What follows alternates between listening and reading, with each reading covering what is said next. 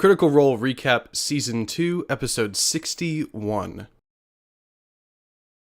So last week, the Mighty Nein took on the quest from the giants that had invaded the mine encampment, and they went and helped clear out the abyssal threat that was there in the giant's home up in the mountains. After successfully clearing out the abyssal threat from the stone giant's home, they returned with the earth speaker back to the stone giants and the mining encampment, and that's where we pick up this week. The stone giants thanked them for their help, basically just went back to their homes. Now they cleared out the mine encampment as they promised Professor Wako they would, and they return to the guards that were positioned there originally at the mine encampment and the workers who were there, and to this overseer that they were told to embarrass. So since they had found a letter that he had written to his lover along with a locket that contained an image of her, they went ahead and decided to put on a little bit of a performance. Caleb turned half of the group into the likeness of this woman and the other half into the likeness of the overseer, and gathered everyone around while Bo stood atop Yasha's shoulders and read out an embarrassing love letter that the overseer had written. The overseer became completely distraught and even passed out in the mud in front of all of his people. And then the workers were like, okay, cool, thanks, and went back to the mine encampment to get back to work. And the Mighty Nein made their way back to the city, back to tell Professor Wako of their accomplishments. Professor Wako was extremely interested and entertained by the story regarding the Overseer, this nemesis that she had requested they embarrass in some way if they could. With news of how great their success was, she decided to reward them with an additional item. So the Mighty Nein did take items as opposed to taking a large, I think it was about 8,500 gold worth of gems. They instead took items. They took a Staff of Withering, which was given to Caduceus, a Ring of Evasion, which was given to Caleb, and also a piece of a broken blade, which when Bo looked at it closer, she realized that it seemed to match very well with the other piece of broken blade that they have in their possession already. So they took that with them and now have these two pieces of some sort of magical item that, according to everyone who's looked at it, is an item of some value, at least insofar as how old it is. Possibly they could gather together all the pieces of it and maybe bring it back to life, because as of now, the magic is just kind of inert, and when investigated, Caleb can't tell what kind of magic was ever involved with it. The sword seems to prevent the spell from working when he tries to identify it. After that, they do a bit of shopping.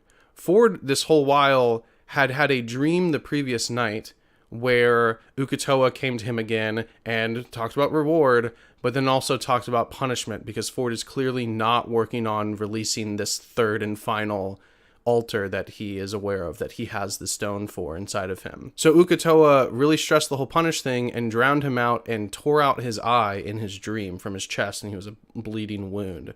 So when Fjord woke up, his sword had clattered to the ground, which he normally stores in a pocket dimension inside of himself, sort of. And when he attempted to put the sword back away, to summon it away, it wouldn't go anywhere. And then when he tried to cast spells, none of his spells were working.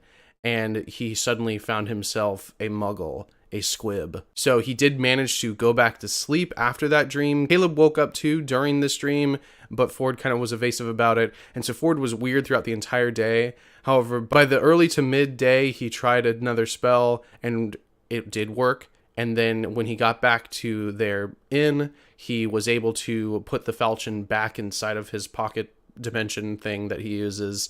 And so it seems like all of his abilities are restored for now, but it's clear that Uk'otoa has the ability to fuck with him and take his powers away completely. So obviously the pressure for Fjord to go back to releasing Uk'otoa, or at least putting out this third gem, doing whatever it says, is now mounting quite a lot. It looks like Matt and Uk'otoa are not going to allow Fjord to forget about him. It's going to be something that they're going to have to do, it seems like. After they get done with their shopping trip and return to their inn, they are met with the Shadow Hand that they had met, who glides around all over the place. The guy who was a young but very talented Dunamancy caster. And he said, basically, Den Thalis recognizes the efforts that you've made for the Empire, and we want to reward you additionally for your deeds. And so here, come with me. And he presents to them a house, a mansion, it seems, for the Mighty Nein to use to whatever ends they desire for as long as they desire, is what they're told. So basically, the Mighty Nein finally have a real base of operations, a home that they own now. And they were handed over a sheet that showed all the different rooms, apparently had separate towers. It's a sizable thing. It's not just like a little home with a couple rooms or something. And so they're going to spend the week deciding what rooms each of them have and also what they do for the next coming week. Matt said that they would do a little bit of a time hop and that they would have a week of downtime to decide what they wanted to do.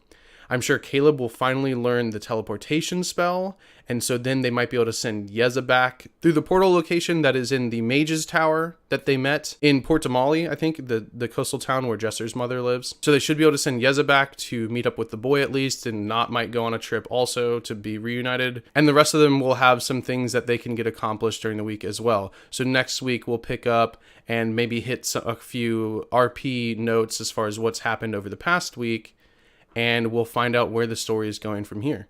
But yeah, that's pretty much it. So thank you for watching, and I'll see you next time.